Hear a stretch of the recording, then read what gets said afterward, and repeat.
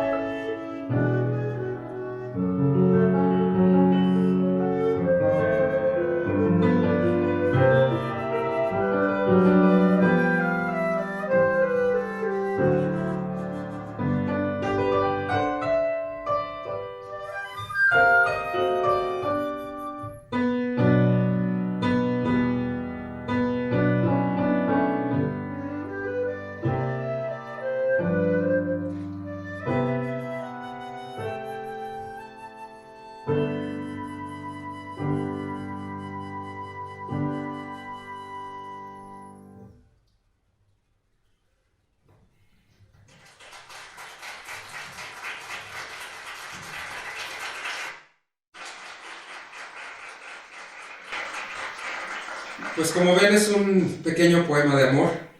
La siguiente pieza que vamos a tocar es otro género, es una romanza y curiosamente las romanzas también son canciones de amor. Nada más que las romanzas no tienen su origen tan atrás. Las romanzas son composiciones propias del siglo XIX y en ellas la romanza no es precisamente un poema, la romanza es directamente una obra musical y es eso, es una canción de amor. Aquí van a escuchar que aunque esta romanza es más desarrollada, es una pieza más larga, Pero de todas maneras, la manifestación y lo que está diciendo el texto está inspirado por el amor. Van ustedes a escuchar que a pesar de que es el mismo compositor, pues por el tamaño de la música, por el lenguaje de la música, los géneros no son iguales. No son nada más 10 piezas. Cada una de ellas tiene características específicas. No son en este caso precisamente equiparables, pero como poner un ejemplo, no es lo mismo un cuento que una narración, que una novela, que pues no sé, un drama político, o cada uno de esos géneros literarios tiene diferencias iguales en la música. Entonces, ¿qué es un madrigal? Un madrigal es una canción de amor del Renacimiento. ¿Qué es una romanza? Es una canción de amor también del siglo XIX. Y entonces, pues es otro ámbito y es otro mundo. Vamos a hacer ahora entonces la romanza para flauta y piano de Philippe Gobert.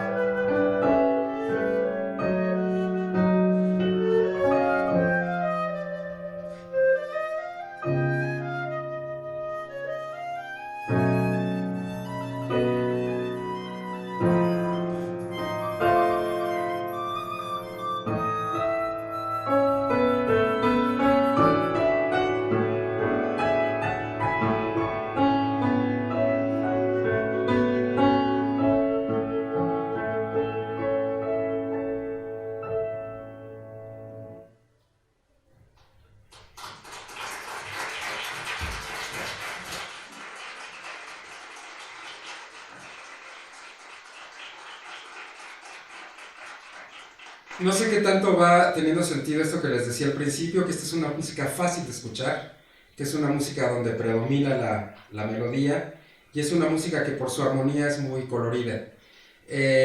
Otro género musical también y que aborda Philippe Gobert es este que vamos a hacer a continuación y para terminar la primera parte. Se trata de una suite.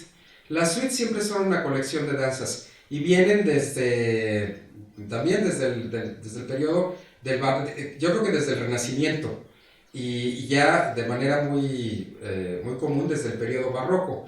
O sea que son varios siglos en los que la suite como forma o como género musical ha estado presente en la obra de los compositores. Y entonces como colección de danzas, las suites siempre son varios números.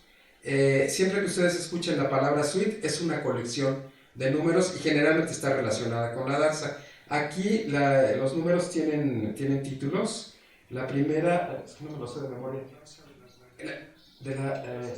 Sí, el primer número se llama Danza de las Sacerdotisas. Aquí recuerden que la música siempre está relacionada en su imaginación, ustedes lo van a notar. Si ustedes se conectan con la música y nada más escuchan y se dejan llevar, van a ver que tienen precisamente recuerdos, visiones pues de la fantasía. Por ejemplo, este primer número que se llama Danza de las Sacerdotisas, pues la música lo dice, pero ahí hay que al escucharlo, pues imaginar algo al respecto. El segundo número que es Versés oriental. Versés es una palabra francesa que quiere decir canción de cuna, pero oriental. El tercer número es una barcarola. La versés y la barcarola también son géneros musicales muy del siglo XIX. La barcarola es un género en el cual el ritmo siempre está en un mismo compás y semeja una barca pues transitando suavemente en un lago, ¿cómo podemos decir? En una situación acuática pero tranquila. Las barcarolas siempre es ir como un remando tranquilamente, y entonces ese sería el caso de esta barcarola, y termina con un scherzo vals. Ese también esa combinación de scherzo con vals es también algo que utilizaron los compositores románticos. El scherzo viene también del siglo XIX, y el vals pues fue el gran ritmo del siglo XIX, creado también. Si se dan cuenta, todos están relacionados en un sentido con un sentido de ritmo, de danza. El scherzo quiere decir broma en italiano. Entonces todos los scherzos es una música que tiene un sentido juguetón.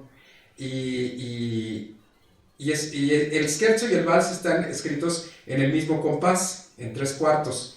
Nada más que al ser el scherzo junto con el vals, el scherzo no es tan rígido. El scherzo tiene una plasticidad que le da el vals. Esos son los cuatro números que integran la suite. Como es una obra constituida por cuatro números, pues se acostumbra que el público no aplaude sino hasta el cuarto, porque si aplauden en medio, pues la obra todavía no está terminada.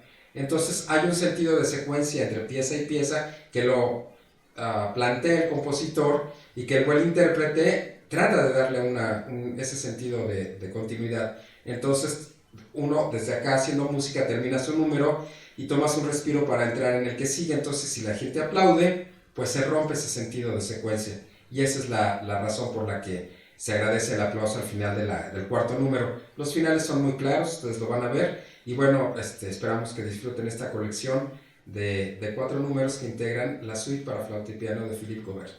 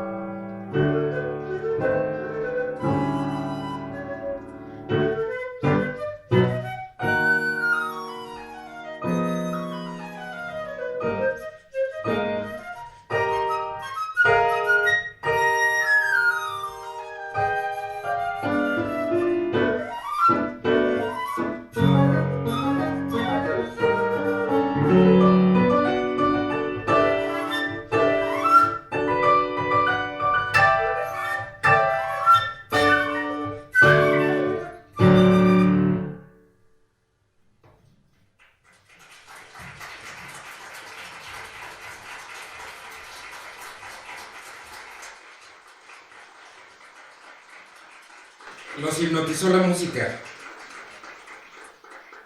Sí, normalmente al final de la pieza el intérprete lo que espera es un aplauso de que el público está así, no, así, pero no importa. Esta es la suite de Philippe Gobert. No nada más porque así están organizados los programas, sino porque, sobre todo tratándose de un instrumento de aliento, necesitamos hacer un pequeño intermedio que nos dé unos 5 o 7 minutos nada más para tomar un aire nuevo y regresar con ustedes para hacer la segunda parte. Y bueno, esperemos que lo estén disfrutando. Gracias.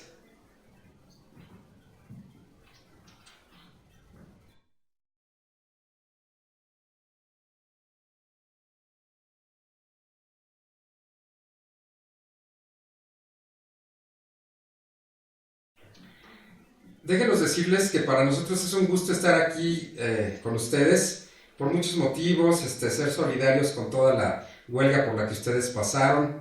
Nosotros tenemos agendado este concierto desde el año pasado y pues para nosotros era importante venir, así que conforme estaba la huelga y pasaba y no se acababa, teníamos esa tristeza de que a lo mejor no veníamos con ustedes para hacer el concierto. Yo no sé si quieren preguntarle algo a Alejandro o Alejandro después les quiera decir algo, porque Alejandro estudió aquí en esta escuela. Alejandro hizo 2 años de sociología antes de haber decidido la carrera de la música y pues que sepan que de alguna manera él es compañero de ustedes, que entiende cómo es la vida aquí en esta universidad. Ya habíamos quedado que si él sentía el impulso de decirles algo, más adelante lo haría, sin mayor preámbulo, pero que sepan que también a lo mejor al final del concierto, pues o nos pueden preguntar algo o directamente a él que lo sienta como compañero de aquí de la universidad. Vamos a seguir ahora con la segunda parte del programa y estas obras que vamos a tocar son 2 obras, van juntas, son separadas por un lado, son independientes, pero como él las presenta, como él las publica juntas, y son 2 bosquejos. Ahorita estábamos comentando que creo que nos gusta más la palabra boceto, Pero ¿de dónde viene esa palabra? Pues de la pintura. Un bosquejo es un estar como jugando con una idea para ver por dónde se abre y hacer el dibujo, ¿no? O tener ya la idea del dibujo y estar como, pues eso, como abriendo posibilidades de cómo puede ser. Bueno, pues en la música también se trajeron ¿cómo podríamos decir? Es que en la pintura no creo que se diga género, pero bueno, ese estilo de composición en la pintura se lo trajeron los compositores también y entonces muchos compositores han escrito bosquejos, sobre todo en esta época, que es finales del siglo XIX y principios del XX, en que la pintura era predominante en las artes. Entonces, en ese sentido, pues vamos a tocar dos bosquejos, tienen títulos, uno se llama Tarde sobre la pradera, sobre la planicie, como Tarde sobre la planicie, ese es un bosquejo, y el otro se llama Bosquejo Oriental, nada más. Entonces, lo que su imaginación les dé a la hora de estar escuchando cada uno de estos bosquejos, pues eso es a donde su imaginación los lleve. Entonces vamos a hacer estos dos bosquejos.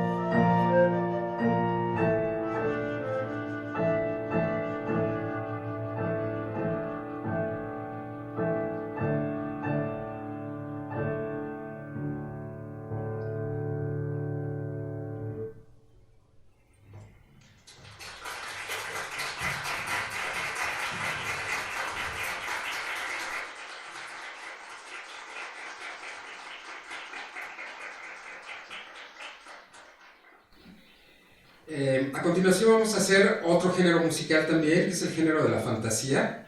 Y la fantasía, como su título lo dice, es una forma libre, es una forma donde el compositor no tiene una estructura. En mucho de lo que nosotros hemos tocado, yo no he hablado de eso, pero las piezas tienen estructura. Por ejemplo, los scherzos están siempre en tres partes, ¿sí? Hay otras obras, hay diferentes tipos de estructuras.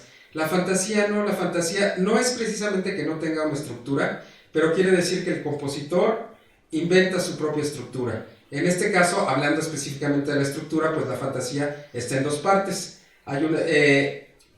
Previo a hablar de las partes, me gustaría decirles que también las fantasías, como género musical, tienen la característica de ser piezas virtuosas. Este es el caso también, esta es una pieza virtuosa. Si bien para los dos, pues para la flauta con esa predominancia. Y entonces, en este sentido, la primera parte de la fantasía es una parte lenta, es una parte muy libre, y la segunda parte de la fantasía es una parte rítmica, es una parte más rápida, y pues lo interesante es precisamente ver cómo desarrolla el compositor sus ideas, ¿verdad? Cómo nos va llevando desde el principio, cómo esas dos partes tienen que ver entre sí, no es que sean partes aisladas, cómo maneja él literalmente su fantasía. Bueno, entonces la fantasía para flauta y piano de Philippe Gobert.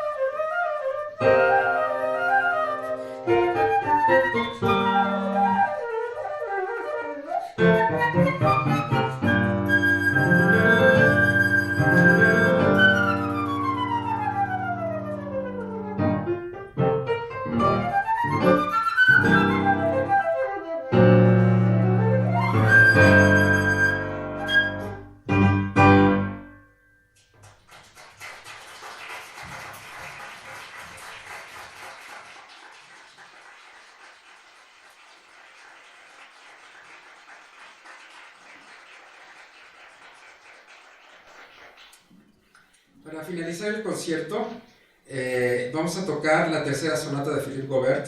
Esto me recuerda que no son muchos los años que hay de diferencia entre la primera obra y la última obra que él escribió para la flauta. La primera es de 1910 y coincide con que fue la primera obra que tocamos para ustedes, el Madrigal. Y la última es de 1934. Entonces, ¿qué son? 24 años, todo lo que escribió para la flauta, porque él tiene otras obras, tiene óperas, tiene otras obras de música de cámara, pero digamos que lo que es más conocido de él es su música para flauta y piano, y ese compendio de obras para flauta y piano abarca esos 24 años.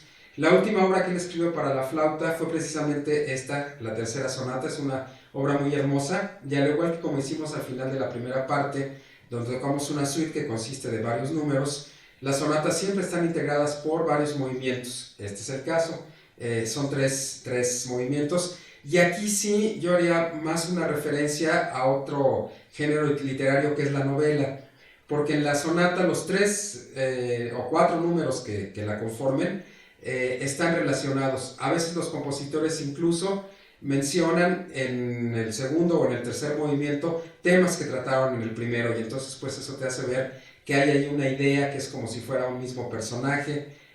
No es el caso en esta sonata, no repite temas, pero sí conforma una sola idea, una sola historia. Igualmente, en ese sentido, pues la sonata debe tocarse sin interrupción hasta el final del tercer movimiento. Y con esto vamos a concluir nuestro recital, que esperamos que haya sido muy placentero, porque nosotros también, como escuchas, cuando oímos esta grabación de las obras de Philippe Gaubert, pues es una delicia, es una música muy hermosa que está revelando también, esto es importante que lo tomen en cuenta, el momento en el que fue escrita. Este punto en el que la mayor parte de las obras de Philippe Gaubert para flauta y piano fueron escritas, está escrita antes de la Primera Guerra Mundial. Hay otras obras, porque pues él va hasta el 34, y la Primera Guerra Mundial es del 18, no, el 18 termina, ¿verdad? Del 14 al 18. Pues imagínense vivir una guerra, vivirla en Francia, digamos, en el propio suelo, y esto pues afectó la obra de todos los compositores y la obra que hayan estado haciendo todos los seres humanos en ese momento, ¿no? Pero muchas de estas obras están escritas antes de ese punto, y ese punto se conoce en la historia del mundo occidental como la Belle Époque, y se llamó así precisamente porque como llegó la guerra, todo lo que hubo antes, que fueron como 30 años de paz, se le conoce como la época bella. Y entonces mucho de la música de Philippe Gaubert refleja este ambiente donde la vida era en una situación como ideal. Y aunque esta tercera sonata es ya del 34 pues ya han pasado eventos importantes y no solo han pasado, sino que están por pasar porque viene la Segunda Guerra Mundial y está ahí en ciernes. La música de Philippe Gobert refleja un mundo idílico, un mundo donde todo es maravilloso, donde todo es hermoso y bueno, pues nosotros esperamos haberles permitido entrar a ustedes en ese mundo idílico de ustedes mismos, donde todo es maravilloso. Gracias.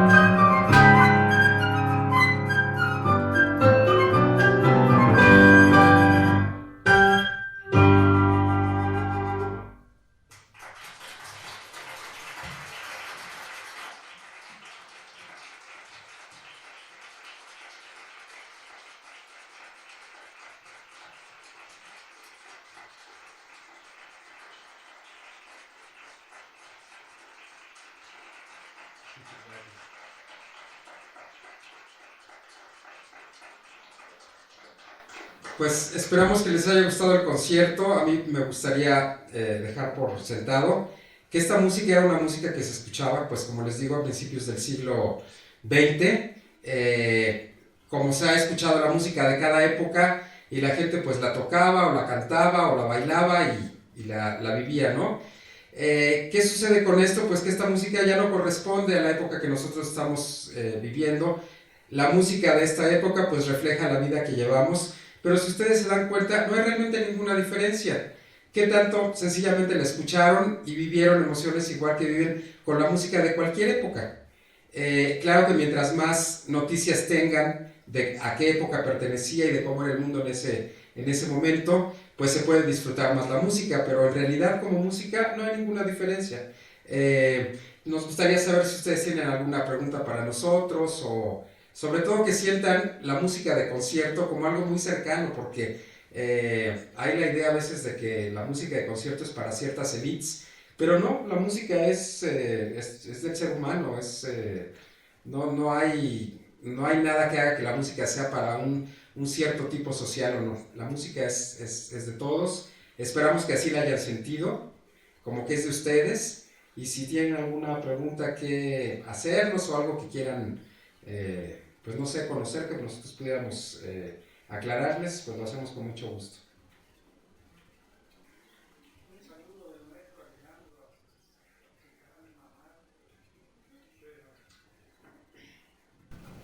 Bueno, pues antes que nada, muchísimo gusto. ¿Verles bien las caras? Si no, nada más veo pura, todo borroso. Pues yo muy feliz, muy contento de regresar a mi universidad. Me da muchísimo gusto que hayan venido porque darles, para mí es muy importante como que el universitario siempre esté cercano a las artes. Recuerdo aquí, yo supongo que todavía está el tronco común y la cuestión interdisciplinaria, que mucho tiene de esta música en relación a los diversos géneros, ¿no? Con la literatura, con la pintura, etcétera. Y que recuerdo que una parte que yo me llevé y todavía tengo y todavía aplico es esta parte de siempre estar buscando relacionar todo, ¿no? De estar vinculando los conocimientos y creo que a mí por lo menos me ha ayudado muchísimo a interpretar y entender mi función como músico y sobre todo que estoy inscrito, inmerso en una red social y pues como decía el maestro Armando de excelente manera, las artes se les tiene que quitar esta parte de elitismo, simplemente es música, todas las músicas son bienvenidas y sobre todo este tipo de música entenderla desde su contexto, ¿no? Y tal vez eso nos va a poder dar algo más para ya sea entenderla, disfrutarla e incluso traerla a nuestro presente, ¿no? Entonces, bueno, pues yo muy feliz de haber regresado acá ahora como músico y espero volvernos a ver y muchísimas gracias.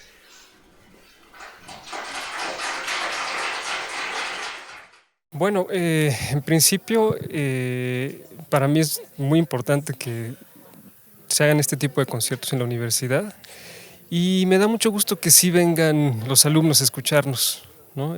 Me parece que el auditorio está muy bien para diversos tipos de expresiones culturales, música, teatro, etcétera, y espero se siga aprovechando. Un público muy cálido, a propósito. Pues la impresión para mí también es muy grata. La idea de venir aquí, de hecho, como carrera, ¿no? Pero con mayor presencia aquí, es traer la música siempre como al ras así del piso, ¿no? Y creo que logramos comunicarnos con los muchachos de esa manera. Yo espero que nuestro lenguaje haya sido muy sencillo, tanto con la palabra como con la música. Los vimos contentos, los vimos interesados y no sé qué tanto haya tenido que ver la huelga, pero yo espero que se puedan hacer temporadas donde el teatro esté más lleno, donde más población de la universidad tenga acceso a esto, porque precisamente como no hay una carrera artística aquí y el arte, que es parte de la vida espiritual del ser humano, es fundamental, pues creo que con estos conciertos se puede ayudar mucho en ese sentido. Pues mire, en primer lugar por la belleza de la música. La música es muy hermosa. Luego el hecho de que es una música que casi no se toca. A Philippe Gobert, yo como pianista lo conozco con obras para flauta y piano. Ya entrando a estudiar su música, pues me enteré que él fue una persona que estuvo dedicada a la composición, pero no de tiempo completo, porque él también fue instrumentista.